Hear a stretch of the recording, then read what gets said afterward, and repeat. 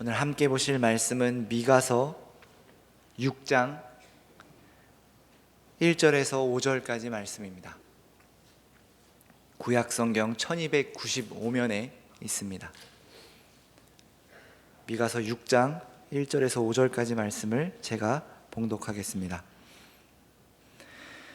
너희는 여호와의 말씀을 들을지어다. 너는 일어나서 산을 향하여 변론하여 작은 산들이 내 목소리를 듣게 하라 하셨나니 너희 산들과 땅의 견고한 지대들아, 너희는 여호와의 변론을 들으라.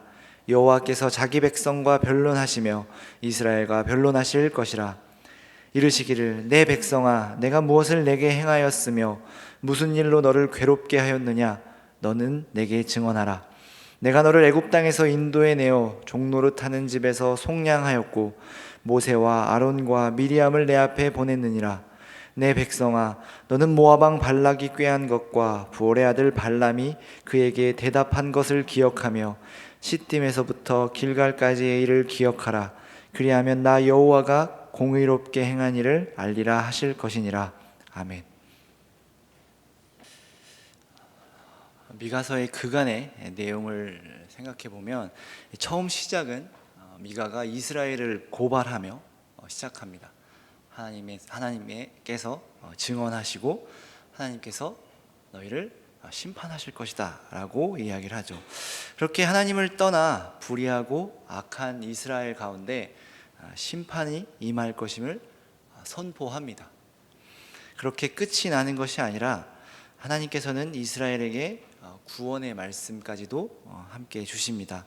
하나님이 보내실 구원자를 약속하시죠. 그것이 바로 5장에 나온 내용이었습니다. 여러분 잘 아시는 내용인데 5장 2절부터 보면 베들레헴 에브라다야, 너는 유다 족속 중에 작을지라도 이스라엘을 다스릴 자가 내게로 나올 것이라. 그의 근본은 상고의 영원에 있느니라. 이 말씀을 가지고 하나님께서 이제 메시아를 주실 것임을 이스라엘 백성들에게 알리셨습니다. 하지만 그냥 이렇게 구원자가 와서 끝나는 것이 아니라 하나님께서 이스라엘의 심판과 멸망을 말씀하시고 그 이후에 구원자를 보내시겠다고 약속하십니다. 생각해보면 사실 멸망 후에, 심판 후에 구원자는 말이 안 되는 것 같습니다. 우리가 기대하는 것은 심판 전에, 멸망 전에 와서 우리를 구원하는 사람이, 우리를 구해주는 사람이 구원자입니다. 이미 우리가 망했는데, 이미 우리에게 심판이 다 임했는데 와서 우리를 구원하겠다라고 하는 사람은 사실 구원자라고 말하기가 조금 애매하죠. 아니, 우리가 어려울 때, 우리가 힘들 때, 우리가 망하기 전에는 뭐하고 다 모든 것이 끝난 후에 나타나서 우리를 구원하겠다 하느냐라고 물을 것 같습니다. 우리가 힘들 때 너 뭐 했냐? 어디 숨어 있다가 지금 우리에게 와서 모든 상황이 정리된 후에 나를 구원한다고 하느냐라고 사실 말할 것 같습니다.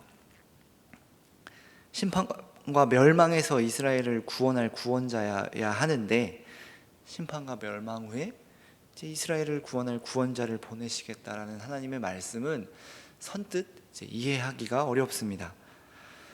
이런 하나님의 약속에는 이스라엘의 심판이 전제되어 있는데, 그것을 잘 생각해 보면, 그리고 5장 후반절에 그 심판의 말씀을 보면, 그것은 이스라엘이 의지하는 모든 것을 없애시고 오로지 하나님만 바라보게 하시려는 하나님의 뜻이 있었다라는 것입니다. 그리고 더 나아가 멸망과 심판이 너희에게 끝이 아니라 계속해서 하나님이 너희를 포기하지 않으시겠다라는 그런 약속까지도 이스라엘에게 주신 것입니다. 이제 다시 현재 이스라엘의 상황으로 돌아옵니다. 5장에서 구원자를 약속하셨는데 6장에서는 다시 하나님께서 이스라엘을 재판장으로 불러서 그들을 정죄하십니다. 6장에서는 하나님께서 땅을 증인으로 삼고 이스라엘 백성을 불러 재판을 여시는 장면으로 시작합니다. 하나님께서 이스라엘 백성에게 내 백성아, 내가 무엇을 내게 행하였으며 무슨 일로 너를 괴롭게 하였느냐, 너는 내게 증언하라 라고 하십니다. 4절과 5절의 말씀을 보면 하나님께서 출애굽과 가나안 땅으로 오기까지 행하셨던 일들을 너희가 기억하라 라고 말씀하십니다. 이렇게 내용을 보면 내가 너희에게 무엇을 행하였는지 너희가 한번 말해봐라 라는 어떤 긍정적인 의미가 아니라, 지금 이스라엘 상태는 하나님께서 행하셨던 모든 것을 잊어버린 것 같습니다. 또한 하나님은 공의롭지 못하시다고 말하고 있는 것 같습니다. 그러니 하나님께서 이렇게 말씀하시는 거죠. 내가 너희에게 무슨 일로 너희를 괴롭게 하였느냐 라고 물으시는 거죠. 너희가 한번 내가 너희에게 무슨 일을 행했는지 기억해봐라. 도대체 내가 너희에게 의롭지 못하게, 너희를 괴롭게 한 일들이 무엇이 있느냐 라고 이제 물으시는 거죠. 이스라엘 백성은 자신들의 삶에서 하나님을 잊고 하나님의 말씀을 따르지 않고 있으며 하나님은 불공평하다, 정의롭지 못하시다라고 이야기하고 있는 것 같습니다. 그럼에도 이어지는 말씀을 보면, 우리가 읽지는 않았지만 6절부터의 말씀을 보면 하나님께 제사는 드리고 있는 것 같습니다. 하나님의 말씀은 듣지는 않지만, 하나님이 불공평하다고 말하고 있지만, 하나님께서 우리를 왜 괴롭게 하십니까? 라고 하나님께 이스라엘 백성들이 묻고 있지만, 이스라엘 백성들은 제사를 드리고 있었던 것이죠. 그들은 하나님께서 정하신 제물보다 더 큰 제물을 드리기 위해 고민합니다. 7절에 보면, 6절부터 보면, 내가 무엇을 가지고 여호와 앞에 나아가며 높으신 하나님께 경배할까? 내가 번제물로 1년 된 송아지를 가지고 그 앞에 나아갈까? 여호와께서 천천의 수량이나 만만의 강물 같은 기름을 기뻐하실까? 내 허물을 위하여 내 맏아들을, 내 영혼의 죄로 말미암아 내 몸의 열매를 드릴까? 라는 고민을 하고 있습니다. 여기서 언급된 1년 된 송아지, 천천의 수량, 만만의 기름, 그리고 맏아들, 내 몸의 열매, 이런 것들은 엄청난 제물들입니다. 쉽게 드릴 수 있는 것이 아닌 것이죠. 말도 안 되는 것을 사실 하나님께 드리고 있는 겁니다. 하나님께서 말씀하신 것보다 내가 더한 것을, 내 정성을 더 담아서, 내 마음을 더 담아서 하나님께 드리면 하나님이 기뻐하시지 않을까라고 지금 생각한다라는 것입니다. 밖에서 보면, 누군가 외부에서 그 사람을 보면, 저 사람은 정말 하나님을 사랑하는가 보다, 어떻게 저렇게 저만한 것을 드릴 수 있을까라는 말이 절로 나올 법한 제물입니다. 그런데 지금 이 상황이 조금 이상하지 않으십니까? 지금 이스라엘 상황과는 전혀 다른 고민들을 하고 있는 것 같습니다. 지금 미가가 지금 지적하고 있는 것인데, 이스라엘은 지금 하나님을 제대로 섬기고 있지 않고, 하나님의 말씀을 듣지 않고, 하나님이 행하셨던 것들을 다 잊고 하나님을 떠나 있는데, 하나님께 무슨 제물을 드리면 하나님께서 기뻐하실까를 고민하고 있었을까라는 이제 의심이 듭니다. 도대체 이런 상태로 어떻게 하나님께 제사를 드릴 수 있을까? 하나님을 예배할 수 있을까라는 생각이 듭니다. 하나님의 말씀은 듣지 않고 하나님은 불공평하다라고 말하고 있는데, 어떤 제물을 드릴지, 무엇을 하나님이 기뻐하실지 고민하는 것 자체가 사실 현실적인 것 같지 않아 보입니다. 이어지는 말씀을 보면 미가가 이렇게 제사를 드리는 자들에게 요구합니다. 여호와께서 내게 구하시는 것은 오직 정의를 행하며 인자를 사랑하며 겸손하게 내 하나님과 함께 행하는 것이라고 말합니다. 이로 보건대 지금 제물을 뭘 드릴까를 고민하는 자들에게 하나님이 기뻐하시는 것은 그게 아니다라고 말하고 있는 것이죠. 하나님이 기뻐하시는 것은, 하나님이 너에게 요구하시는 것은 어떤 천천의 수장이나 기름이나 또 1년 된 송아지, 그런 큰 재물이 아니라 오직 정의를 행하며 인자를 사랑하며 겸손하게 내 하나님과 함께 행하는 것이라고 미가가 이야기하는 것이죠. 이 상황과 비슷한 상황 속에서 예수님께서 바리새인들과 서기관들에게 하신 말씀이 있습니다. 마태복음 23장 23절 말씀입니다.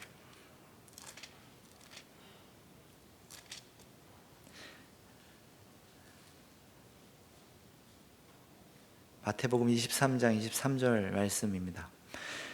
화 있을진저 외식하는 서기관들과 바리새인들이여, 너희가 박화와 회양과 근체의 11조는 들이되 율법에 더 중한 바 정의와 긍휼과 믿음은 버렸도다. 그러나 이것도 행하고 저것도 버리지 말아야 할지니라. 예수님께서 지금 바리새인들과 서기관들에게, 여기 보시면 박하, 회양, 근체의 11조는 너희가 드리고 있는데, 이 미가서의 말씀을 아마 떠올리시고 말씀하신 것일 것인데, 정의와 긍휼과 믿음은 버렸다, 이렇게 이야기를 하죠.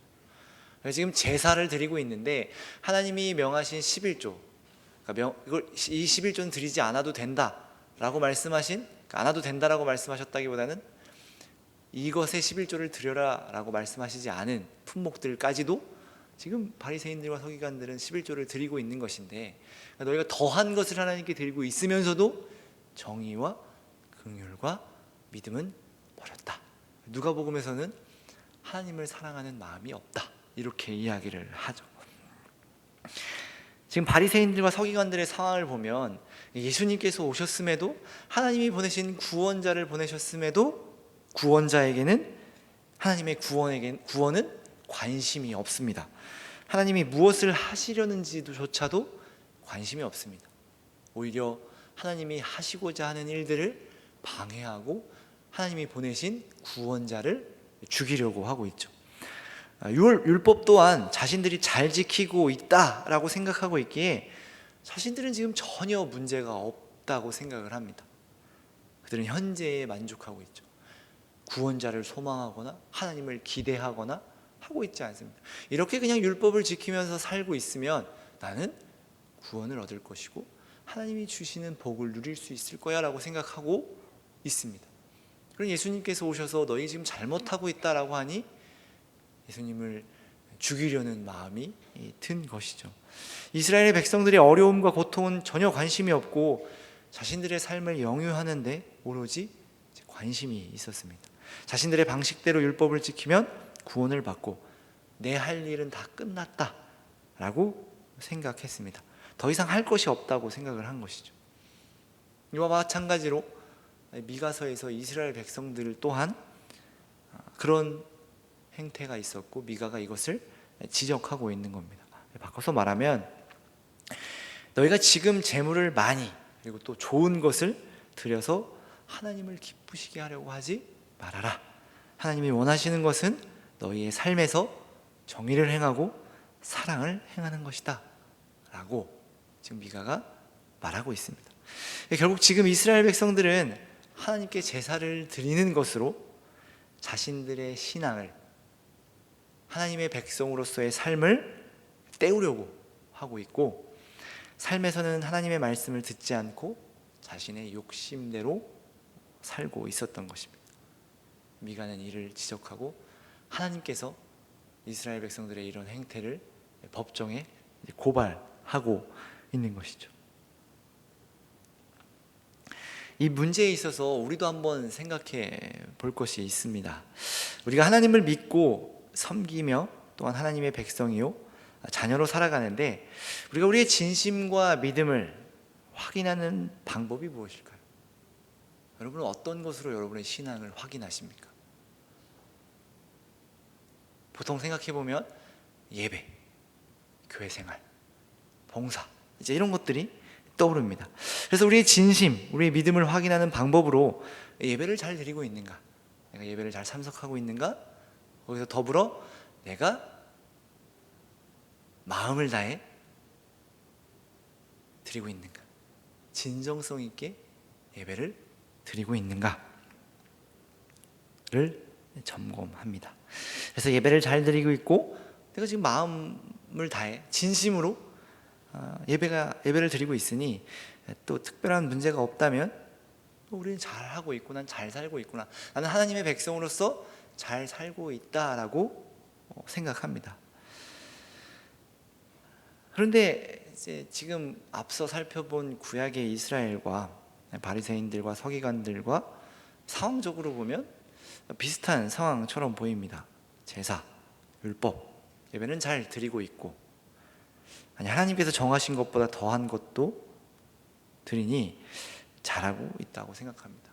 지금 우리 식으로 생각해 보면 교회에 빠지지 않고 봉사도 열심히 하고 헌금도 잘 내고 있다면 우리의 신앙과 믿음 생활이 100점, 우리 성향상 100점은 좀 그러니까 99점 이렇게 평가하게 됩니다. 하지만 예수님께서 그리고 미가는 그리고 하나님은 이를 우리에게 생각해봐라 라고 말씀하십니다. 우리의 삶에서 정의와 사랑을 행하지 않는다면 그건 잘하고 있는 것이 아니다 라고 이야기를 합니다.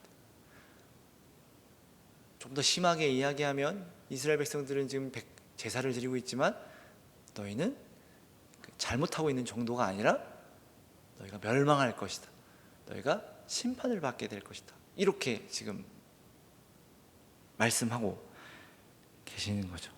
이스라엘 백성들 입장에서는 억울할 수도 있지 않을까요? 우리도 좀 억울하지 않을까요? 내가 교회도 열심히 다니고 봉사도 열심히 하고 신앙생활이라는 것을 잘하고 있는데 하나님이 오셔서 너희 지금 심판을 받을 것이다 라고 이야기하면, 아니 하나님, 전 지금 이스라엘 백성들은 제사를 잘 드리고 있고 하나님이 명하신 것보다 제가 정성을 다해 더, 내 진심을 다해 더 드리고 있는데 하나님 심판이라니. 사실 이스라엘 백성들은 자신들이 심판을 받을 것이라고 생각을 못했죠. 아마도 이런 생각 때문에 그랬을 겁니다. 지금 우리 지금 잘 믿고 있는데, 하나님께 제사를 잘 드리고 있는데, 하나님이 정하신 율법 잘 지키고 있는데 우리가 망한다고? 우리를 망한다고 하는 거짓 선지자들이여, 이렇게 반응이 나오는 것이죠. 그래서 우리는 좀 생각해 봐야 할 것 같습니다. 예배의 진정성이라는 것은, 신앙의 진정성이라는 것은 어디서 오는 것일까 생각해 봐야 됩니다. 보통 우리가 전심으로 마음을 다해 예배를 드리면 그 예배가 진정성이 있는 것이 아닌가 라고 생각이 듭니다. 그렇지 않습니까, 여러분?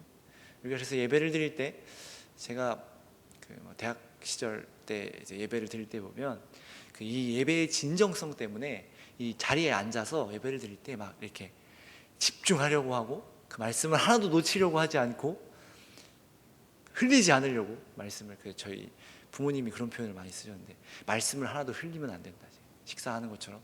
그래서 다 받아야 된다. 그렇게처럼 정성을 다해, 내 마음을 다해 진심으로 드리면 그 예배는, 내 예배는, 나의 삶의 예배는, 나의 인생의 예배는 성공한 것이다 라고 생각했습니다. 그리고 이렇게 제가 아이들을, 이제 중등부 아이들을 가르쳤을 때, 이렇게 부서를 맡았을 때 보면, 이게 아이들이 예배를 잘 드리고 있는가를 보기 위해서는 보통은 이제 자세를 보죠. 아이들 자세가 이렇게 삐딱하게 앉아 있으면 보통 이제 저도 그렇고 선생님들도 그렇고 제가 지금 예배를 제대로 드리지 않는구나 라고 하죠. 그러니까 이제 태도나 자세에서 보이는 거죠. 그런데 정말로 그것만으로 우리의 예배의 진정성을 확인할 수 있을까? 우리가 잘 차려입고 잘 앞에 앉아가지고 바른 자세로 정말 집중해서 예배를 드리면 그 예배의 진정성이 있는 것인가? 물론 이 자리에서 드리는 예배의 진정성이 있는 것이겠죠. 그런데 성경에서 말하는 예배는, 성경에서 말하는 제사는, 성경에서 말하는 믿음은 사실 이 삶과 예배를 분리할 수 없다라는 것입니다. 우리가 늘 어떤 점검을 하거나 확인을 할 때 자꾸 그것을 분리해서 생각을 하는데, 그것을 분리할 수 없다라는 겁니다. 교회에서 교회의 모습, 그리고 가정에서의 모습, 그리고 직장에서의 모습, 그 전부를, 나의 삶의 모든 모습을 다 확인하고 점검하여야 그 예배의 진정성을 우리가 확인할 수 있다라는 겁니다. 자꾸 그렇지 않으면 우리가 신앙을 돌아보고자 할 때, 여러분 우리의 신앙을 좀 돌아봅시다라고 할 때 대부분 이런 예배, 기도, 말씀, 찬양을 얼마나 잘하고 있는지, 또 집중하여 교회에서 드려지는 예배에 잘 참석하고 있는지를 돌아보게 됩니다. 우리는 자꾸 이렇게 분리해서 생각을 한다는 거죠. 내가 요건 잘하고 있으니 다 잘하고 있는 거다라고 생각을 합니다. 그래서 좀 부족함을 느끼며 내가 좀 부족한 것 같다라고 하면 이제 봉사를 더 하려고 하고 교회 행사에 잘 참여하기도 하려고 합니다. 그리고 때론 이 정도면 잘하고 있다 생각하며 만족하기도 합니다.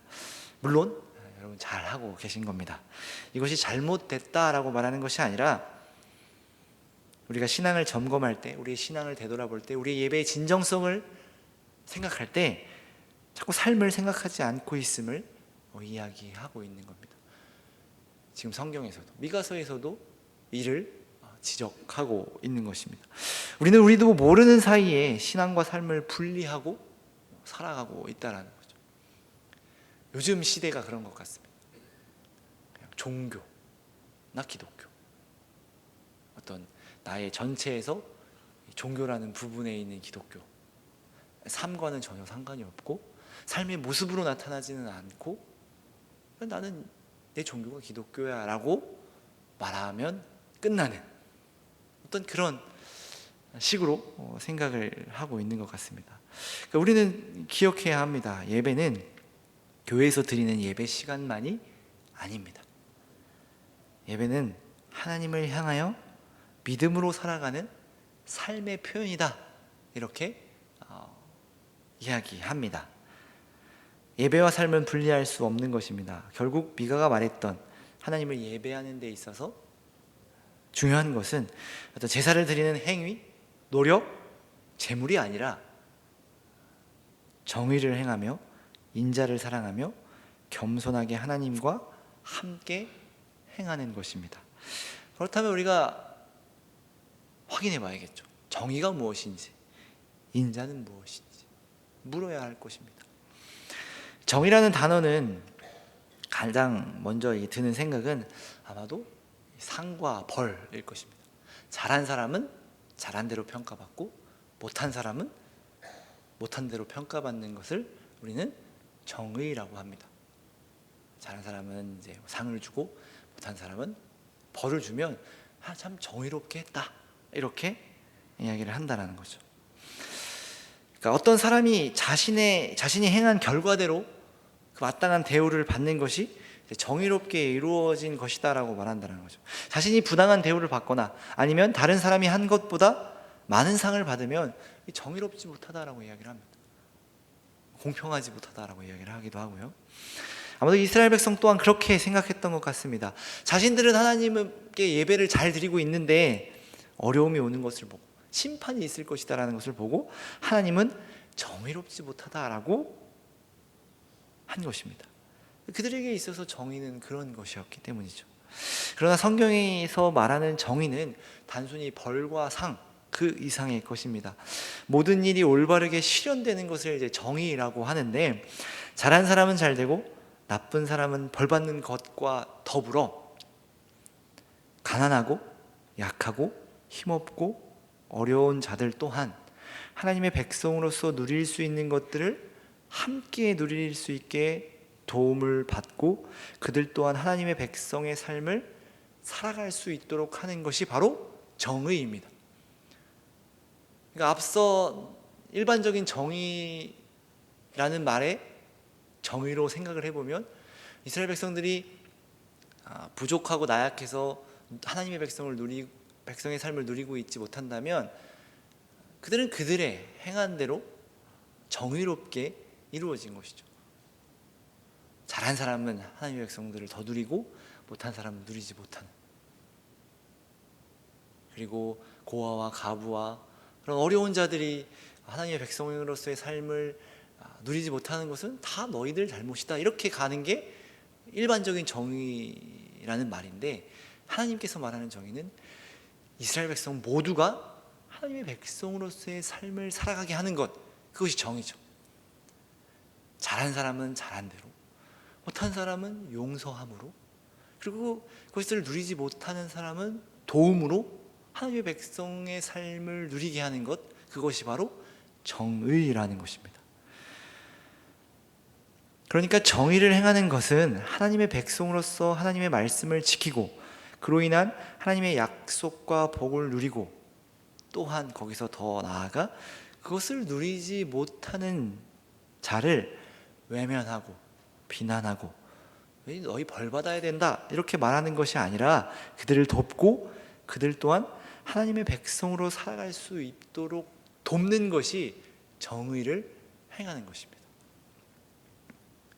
다음으로 인자라는 말은 이제 친절이라고 번역할 수도 있지만, 이제 원어로 보면 헤세드라는 말입니다. 여러분, 헤세드라는 말 많이 들어보셨죠?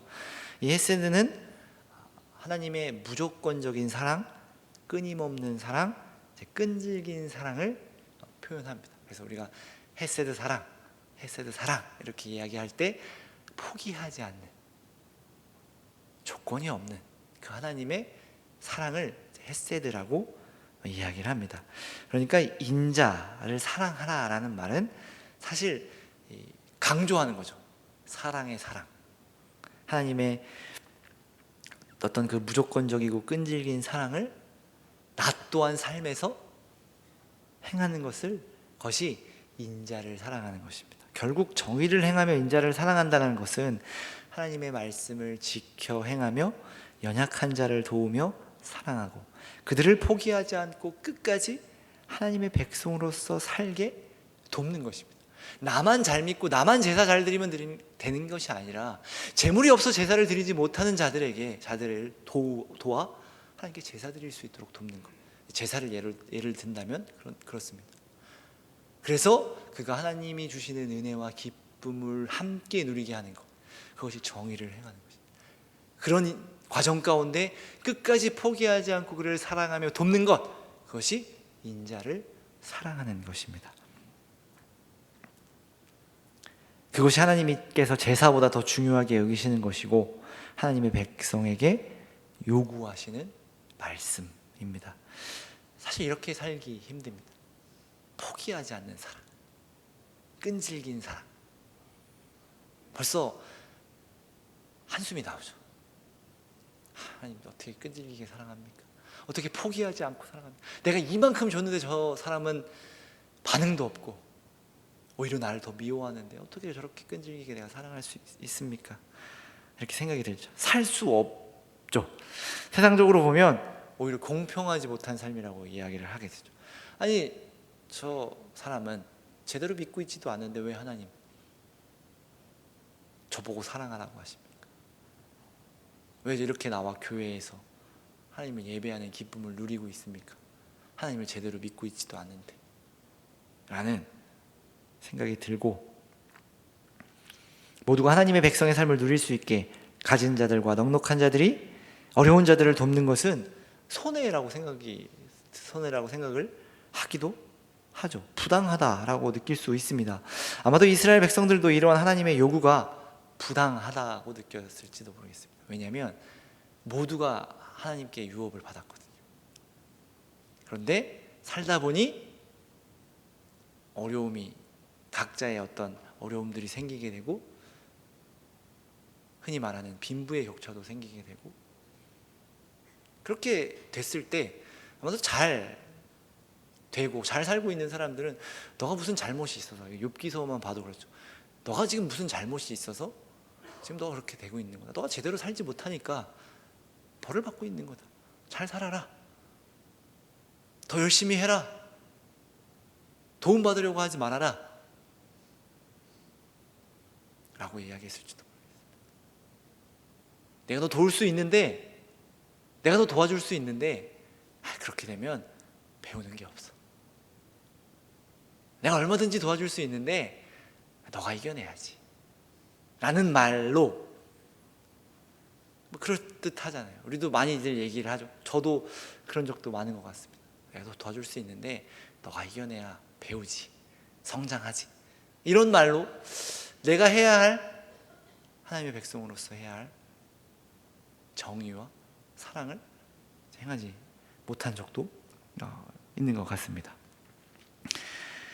이렇게 살 수 없다라고 아마도 이스라엘 백성들이 이야기했을 겁니다. 4, 5절의 말씀을 보면 그렇다고 생각이 됩니다. 이 미가서 다시 6장 4, 5절을 보면 하나님이 이렇게 말씀하십니다. 내가 너를 애굽 땅에서 인도해 내어 종노릇하는 집에서 속량하였고 모세와 아론과 미리암을 내 앞에 보냈느니라. 내 백성아, 너는 모압 왕 발락이 꾀한 것과 부올의 아들 발람이 그에게 대답한 것을 기억하며 시딤에서부터 길갈까지의 일을 기억하라. 그리하면 나 여호와가 공의롭게 행할 일을 알리라 하실 것이니라. 하나님은 이미 이스라엘 백성들에게 정의와 인자를 행하셨습니다. 하나님은 이스라엘이 하나님의 백성이 되어 살게 하시기 위해 하나님을 찾지도 믿지도 않은 이스라엘을 이끄시고 가나안 땅을 유업으로 주셨습니다. 또한 이스라엘이 배반하고 돌아설 때도 포기하지 않으시고 끈질기게 이스라엘을 사랑하셨습니다. 이스라엘이 이를 모르고 하나님은 정의롭지 못하다, 부당하다라고 이야기하는 이유는 지금 읽은 말씀에서처럼 내가 너희에게 행한 것을 잊었기 때문이다 라고 하나님이 말씀하신 것이죠. 하나님께서는 정의와 인자를 이스라엘에게 보이시고 행하셨습니다. 이를 안다면 하나님께서 얼마나 공의로우신지, 하나님께서 얼마나 정의로우신지, 하나님께서 얼마나 우리를 사랑하시는지 알게 될 거다, 이렇게 지금 말씀하고 계시죠. 그래서 하나님은 이스라엘 백성에게 내가 지금 애굽에서부터 너희에게 행한 일들을 좀 기억해라. 지금 너희가 어떤 사랑을 받았고 내가 너희에게 어떤 일을 행하였는지 너희가 좀 기억해라. 그러면 지금 이 너희의 삶이 잘못되었다라는 것을 알게 될 것이고, 나 혼자만 잘 살아가면 되는 것이 아니라 하나님이 나에게, 하나님이 우리에게 그렇게 하셨듯 정의롭고 우리를 끈질기게 사랑하셨듯 하나님의 백성인 너희 또한 그런 삶을 살아가야 하지 않겠느냐. 도대체 무엇이 불공평하고 무엇이 힘들다고 이야기하느냐. 내가 너희를 어렵게 하였느냐, 내가 너희를 어떻게 괴롭게 하였느냐라고 말할 수 있느냐. 하나님이 이렇게 이야기하시는 거죠. 내가 언제 너희를 괴롭게 하였느냐. 생각해봐라. 너희가 지금 애굽에서 종노릇할 때 그 괴롭던 시절을 떠올려라. 그때 너희가 찾지도 부르지도 않았는데 너희를 구원하고 너희를 자녀 삼고 백성 삼고 지금 이 가나안 땅까지 이끌었고 이 땅을 유업으로 주지 않았느냐. 언제 너희를 괴롭게 하였느냐. 이렇게 하나님이 묻고 계신 거죠. 우리 또한 예수로 인해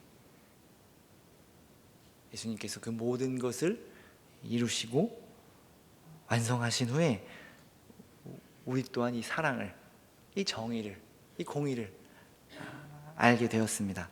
하나님을 알게 되었고 하나님의 사랑을 알게 된 것입니다. 오히려 이스라엘보다, 구약의 이스라엘보다 더 완전하고 더 완벽한 그 사랑을 알게 되었습니다. 하나님이 알게 하신 것이죠. 이는 하나님께서 예레미야를 통해 주신 새 언약, 그 말씀에 예언되었으며 예수님으로 인해 성취된 그 말씀인데, 제가 읽어드리겠습니다. 예레미야 31장 33절에서 34절까지의 말씀인데, 그러나 그날 후에 내가 내 이스라엘 집과 맺을 언약은 이러하니 곧 내가 나의 법을 그들 속에 두며 그들의 마음에 기록하여 나는 그들의 하나님이 되고 그들은 내 백성이 될 것이라. 여호와의 말씀이니라. 그들이 다시는 각기 이웃과 형제를 가르쳐 이르기를 너는 여호와를 알라 하지 아니하리니 이는 작은 자로부터 큰 자까지 다 나를 알기 때문이라. 내가 그들의 악행을 사하고 다시는 그 죄를 기억하지 아니하리라. 여호와의 말씀이니라. 이 언약도 하나님의 공의와 정의, 그 인자하심, 비롯해 우리와 맺으신 언약이죠. 여기 보면 각기 이웃과 형제를 가르쳐 이르기를 너는 여호와를 알라 하지 않을 것이다 이렇게 말합니다. 하나님이 행하신 일을 기억하라 이렇게 말하지 않아도 된다는, 다 안다라는 겁니다. 우리가 다 알게 되었다는 겁니다. 우리는 이것이 이루어진 시대에 살기 때문에 우리는 다 알고 있습니다. 그러니 우리는 하나님께 이렇게 말할 수 없죠. 하나님, 언제 하나님이 공의로우셨습니까? 하나님, 왜 나를 괴롭게 하십니까? 하나님, 도대체 무엇을 하고 계십니까? 이렇게 사실 말할 수 없는 것입니다. 왜냐하면 우리가 그 모든 것을 알고 있기 때문입니다. 그러니 이제 우리는 하나님이 우리에게 행하셨던 것처럼 그것을 알기 때문에 더 이상 핑계대지 못합니다. 그래서 우리 또한 정의를 행하며 인자를 사랑해야 합니다. 예배만 드리고 끝이 아니라 우리의 삶에서 매 순간 하나님과 함께 행하며 정의를 행하며 인자를 사랑해야 합니다. 우리의 이웃과 형제를 돌보며 어려운 자를 외면하지 않고 그들 또한 하나님이 사랑하시는 자들임을 알고 하나님의 사랑을 받는 자로서 살아갈 수 있도록 도와야 합니다. 그러기 위해서는 포기하지 않는 사랑이 필요합니다. 하나님을 아는 것이 필요하고, 이 모든 것을 확인하고 점검해야 우리의 신앙을 점검하는 것입니다. 우리의 신앙을 돌아보는 것입니다. 우리 예배의 진정성을 확인할 수 있는 것입니다. 적극적으로 돕지 못하더라도 그 하나님의 사랑을 우리 삶에서 그들에게 보여 하나님을 알게 하며 하나님을 보게 하며 하나님의 그 사랑을 흘려보내야 하는 것입니다. 우리는 그렇게 살아가야 하는 사람이며 그렇게 행해야 하는 하나님의 자녀이자 하나님의 백성입니다. 다른 것으로 때울 수 없습니다. 하나님은 계속해서 우리에게 이를 요구하십니다. 이러한 삶을 살아가시는 여러분 되기를 바랍니다. 정의를 행하며 인자를 사랑하며 하나님과 함께 행하는 저와 여러분이 되기를 바랍니다. 기도하겠습니다. 사랑의 하나님, 우리 삶에서 하나님이 말씀하신, 아니 하나님이 우리에게 보여주시고 우리에게 행하신 그 정의와 인자를 우리가 행하며 살아갈 수 있도록 주님, 우리에게 은혜를 내려주옵소서. 우리가 우리 이웃과 우리 형제를 사랑하며 그 하나님께서 우리에게 행하신 그 사랑을 행하며 포기하지 않고 내가 누리고 있는 그 하나님의 은혜와 복과 사랑을 그들 또한 누릴 수 있게 돕고 끈질기게 포기하지 않는 사랑으로 사랑하여 그들 또한 하나님의 백성으로서, 하나님의 자녀로서, 하나님을 믿는 자로서의 삶과 복과 은혜를 누리게 할 수 있는 그런 믿음의 하나님의 백성들이 될 수 있도록 함께하여 주옵소서. 예수님 이름으로 기도합니다. 아멘.